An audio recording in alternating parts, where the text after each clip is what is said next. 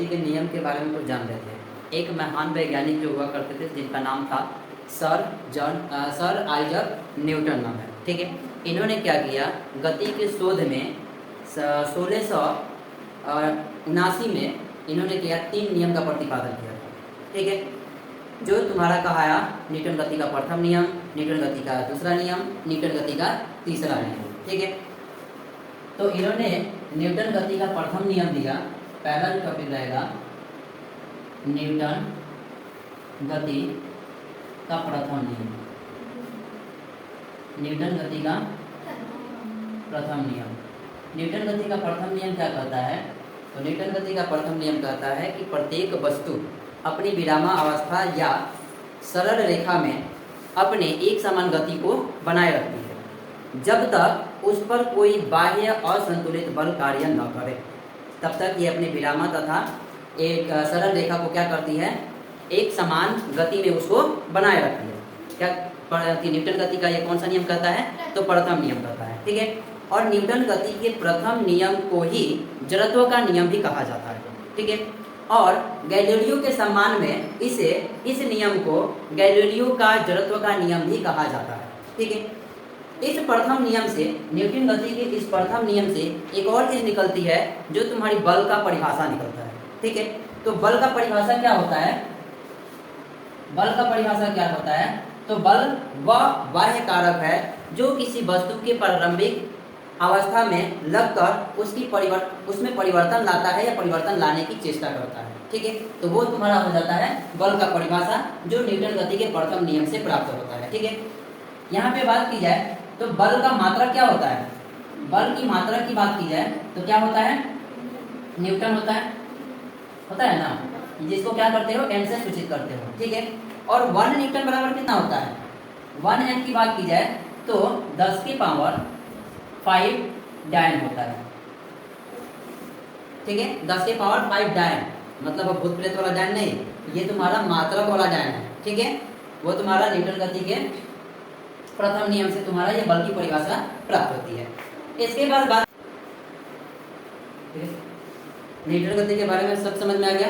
प्रथम नियम क्या है, इस प्रथम नियम को कौन सा नियम कहा जाता है, तो जड़त्व का नियम कहा जाता है। और इस नियम को गैलीलियो के सम्मान में गैलीलियो का जड़त्व का नियम भी कहा जाता है। और इस नियम से, न्यूटन गति के प्रथम नियम से बल का भी परिभाषा निकलता है, ठीक है। तो बल का परिभाषा क्या होता है कि बल वह बाह्य कारक है जो किसी वस्तु के प्रारंभिक स्थिति में परिवर्तन लाने की चेष्टा करता है या परिवर्तन लाता है, ठीक है। तो ये तुम्हारा बल का परिभाषा हो गया। इसका मात्रक की बात की जाए तो इसका मात्रक न्यूटन होता है और 1 न्यूटन बराबर कितना होता है, 10 की पावर 5 डायन होता है, ठीक है। अब बात कर लेते हैं जड़त्व की।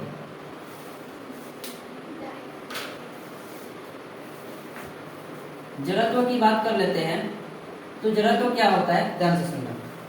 किसी वस्तु का वह गुण जो उसकी विराम अथवा गति की अवस्था में परिवर्तन का विरोध करता है, ठीक है। यहाँ क्या हो जाता है, जड़त्व कहलाता है। जैसे यहाँ पे देख लो, मान लो कि रामदेव बाबा योगा करते हैं, ठीक है, ये हो गया, इधर से भी नाक पकड़े हुए हैं, इधर से भी नाक पकड़े हुए, दोनों ओर से इधर से, ठीक है, ऐसे करके और सांस ले रहे हैं, ठीक है। इसके बाद से ये हो गया इनका दोनों टांग, ठीक है, दोनों टांग हो गई। जड़त्व देखो कितना मस्त समझ में आया, ये दोनों टांग हो गई, ये इनकी पेट हो गई, ठीक है। अब ये खड़ा किस पे है, तो एक चटाई पे खड़े हैं। कहाँ पे खड़े हैं, तो ये चटाई पे खड़े हैं, ठीक है। तो चटाई को क्या कर दिया गया, इस चटाई को धके खींच दिया गया, ठीक है। तो इस चटाई को जब खींच दिया गया तो इनका जो पैर है वो उस चटाई के साथ घर्षण के कारण क्या हो गया, वो गति में आ गया, ठीक है। और उनका ऊपर का जो हिस्सा है वो क्या हो गया, वो विरामा अवस्था में ही है, ठीक है।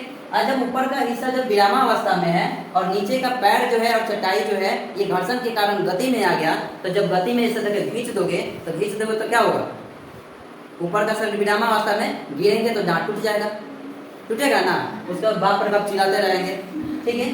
तो गति जब तो समझ में आया कि ये जब तक ये घर्षण होता है, जब तक ये गति में रहता है तो ऊपर वाला हिस्सा जो होता है इसका क्या होता है, गति में नहीं बना रहता है, ठीक है। ऊपर वाला जो हिस्सा होता है वो विरामावस्था में रहता है।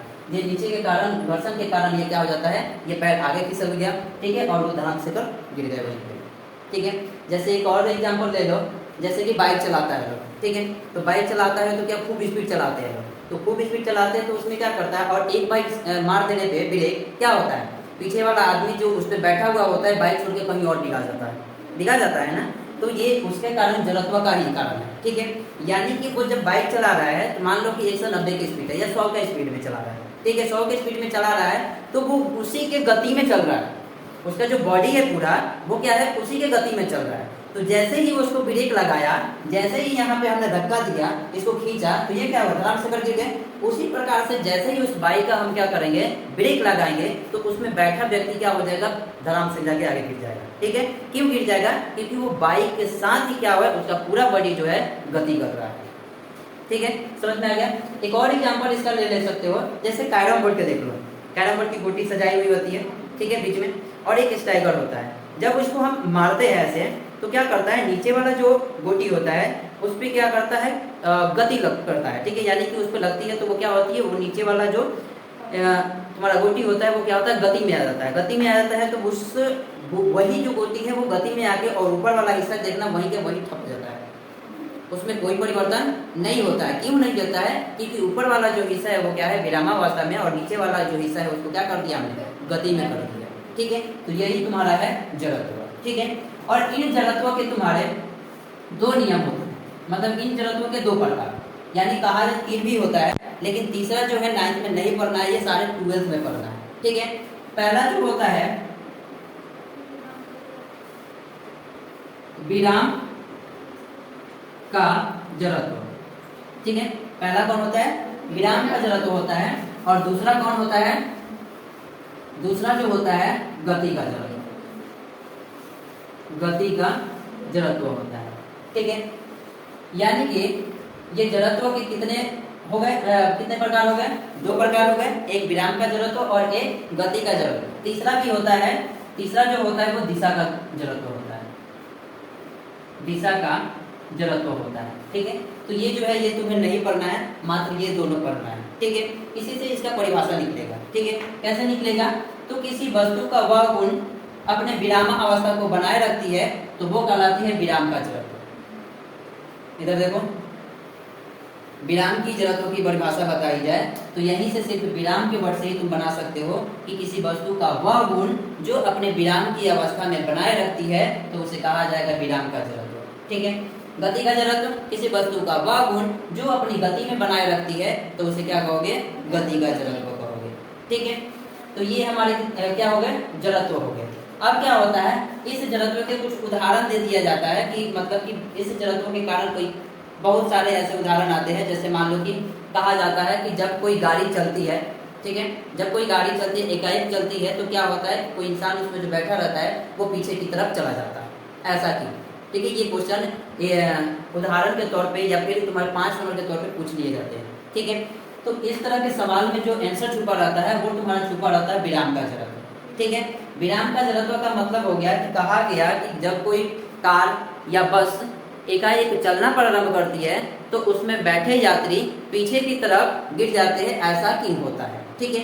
तो ऐसा इसलिए होता है कि उसमें जो व्यक्ति खड़ा है या बैठा है तो उसका पैर जो है उस फर्श पे, बस के फर्श पे क्या हो रहा है, गति के कारण उसका पैर भी घर्षण के कारण गतिमान है, ठीक है। जिस तरह यहाँ पे घर्षण के कारण गतिमान था और ये धंस का गिर गया था पीछे में, इसी तरह क्या है कि विराम में जब जाओगे तो ये क्या होता है, उसमें सवार व्यक्ति का जो पैर होता है उस फर्श के घर्षण के कारण वो गति में पकड़ लेता है, और गति में पकड़ता है और उसका ऊपर का जो हिस्सा होता है वो क्या होता है, विरामावस्था में होता है, जिसके कारण से जब एकाएक बस चलती है या कार चलती है तो वो पीछे की तरफ क्या होता है, गिर जाता है, ठीक है।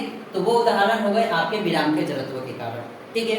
अब यहाँ पे आ जाओ गति के जड़त्व के कारण की बात की जाए तो कोई भी आदमी, जैसे गति की बात की जाए तो गति में कब होता है, जैसे कि एक चीज ले लो, हाँ इसमें जब होता है कि उसमें बस में सवार व्यक्ति क्या होता है, आगे की तरफ चला जाता है, ठीक है। इस उदाहरण की बात की जाए गति के जड़त्व का, तो इसमें सवार व्यक्ति बस में अगर बैठा हुआ है तो वो आगे की तरफ गिर जाता है। ऐसा क्यों होता है? तो इसमें कारण क्या बता सकते हो कि जब भी कोई बस में सवार व्यक्ति होता है तो उसका गति के जड़त्व के कारण उसका पूरा जो शरीर होता है वो गति में हो जाता है और उसका नीचे वाला पैर जो होता है वो स्थिर हो जाता है, जिसके कारण से जब ब्रेक लगती है तो वो कहाँ जाता है? आगे की तरफ झुक जाता है। ठीक है, तो यह अगर गति के जड़त्व का। ठीक है, तो इन दोनों का बहुत सारा उदाहरण है, लगभग 5, 6, 7 वाले उदाहरण है। ठीक है, तो उसका क्वेश्चन आंसर करके हम व्हाट्सएप पर दे देंगे। ठीक है, उसका लिख लेना।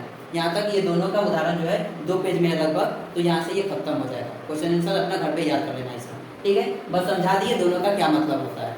ठीक है, अब इसके बाद आ जाओ, इसके बाद बात की जाए तो संवेग।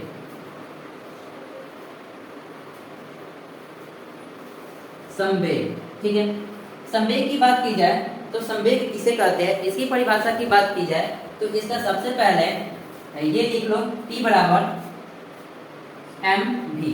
T बराबर क्या होता है? mv होता है। तो इसी से ही इसका परिभाषा निकल जाता है। कैसे निकल जाएगा? यानी कि ऐसे कह सकते हो, द्रव्यमान और त्वरण के गुणनफल को क्या कहते हैं? संवेग कहते हैं। यानी m फोर क्या होगा? द्रव्यमान, और v फोर क्या होगा? वेलोसिटी यानी कि त्वरण। ठीक है, तो द्रव्यमान और त्वरण के गुणनफल को हम क्या कह सकते हैं? संवेग कह सकते हैं। ठीक है, तो इससे इसका क्या हो गया? परिभाषा निकल गया। ठीक है, अब इसके बाद बात की जाए, बस चलो संवेग तक लिखते हैं, उसके बाद देखते हैं। ठीक है, यहाँ पे संवेग की बात की जाए तो संवेग कौन सा राशि होता है? संवेग जो होता है वो सदिश राशि होता है। ठीक है, कौन सी राशि होता है? सदिश राशि होता है। और इसकी मात्रा की बात की जाए, इसका एसआई मात्रक क्या होता है? तो एसआई मात्रक यानी m का क्या हो जाएगा? केजी हो जाएगा, और v का क्या हो जाएगा? मीटर प्रति सेकेंड हो जाएगा। तो संवेग का एसआई मात्रक क्या होता है? केजी मीटर प्रति सेकेंड होता है। और संवेग कौन सा राशि है? तो सदिश राशि है। ठीक है, चलो अब देखो, अब आ जाता है हमारा न्यूटन गति का द्वितीय नियम। न्यूटन गति का द्वितीय नियम। ठीक है, तो न्यूटन गति का द्वितीय नियम क्या कहता है?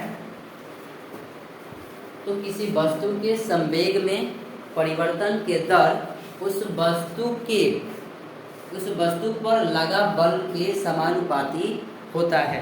ठीक है, क्या कहता है कि किसी संवेग में परिवर्तन के दर उस वस्तु पर लगा बल के समानुपाती होता है जिस तरफ उसका बल क्या होता है? आरोपित होता है। ठीक है, इसके मतलब ये समझो कि जैसे कि एक ऊंची कूद वाला ऐसे हो गया।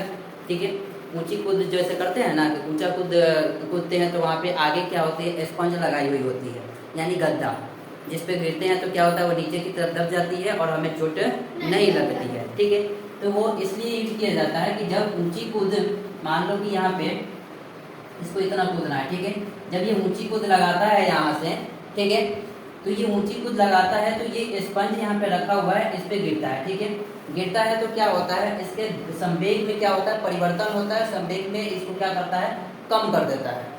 ठीक है, संवेग को जब कम कर देता है तो इस पे जो जब घूमता है तो ये नीचे की तरफ दब जाता है, तो उसी तरफ आरोपित इसका बल लग जाता है ना। और इसमें तुम्हारा संवेग क्या हो गया? कम हो गया। ठीक है, तो संवेग का परिभाषा यही हो गया, किसी वस्तु के संवेग में परिवर्तन के दर उस वस्तु पर लगे बल के क्या होता है? दोनों के समानुपाती होता है, जिस तरफ उस बल का क्या हो? बल आरोपित हो। ठीक है, इसके दूसरे नियम से बात की जाए, पहले नियम से क्या प्राप्त हुआ था? तो बल का परिभाषा प्राप्त हुआ था, और इसके दूसरे नियम से क्या प्राप्त होता है? तो बल का व्यंजक प्राप्त होता है।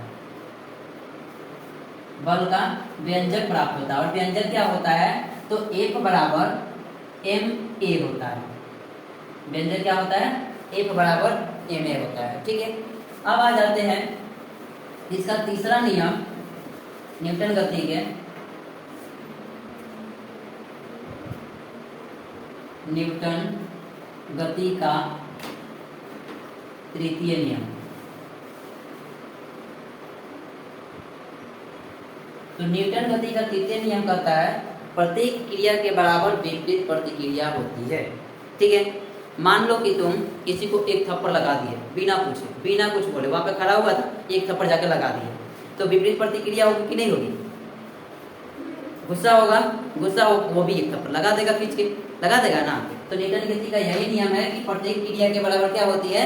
विपरीत प्रतिक्रिया होती है। जैसे एक और एग्जांपल इसका देख लो, जैसे कि रॉकेट छोड़ा जाता है, ठीक है, रॉकेट छोड़ा जाता है तो वो आकाश में जाता है, लेकिन पीछे की तरफ क्या छोड़ा जाता है? धुआं धुआं छोड़ता है।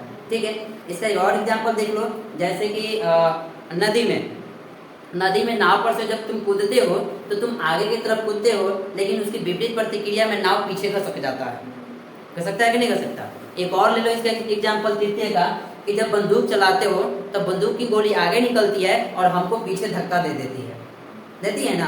तो ये सारे जितने भी उदाहरण हो गए वो न्यूटन गति के तृतीय नियम के उदाहरण हो गए। ठीक है, तो न्यूटन गति का तृतीय नियम क्या करता है कि प्रत्येक क्रिया के बराबर क्या होती है? विपरीत प्रतिक्रिया होती है, यानी कि उसके विपरीत कुछ ना कुछ जरूर कार्य होता है। ठीक है, तो ये तीन नियम, गति का नियम समाप्त। ठीक है, चलो।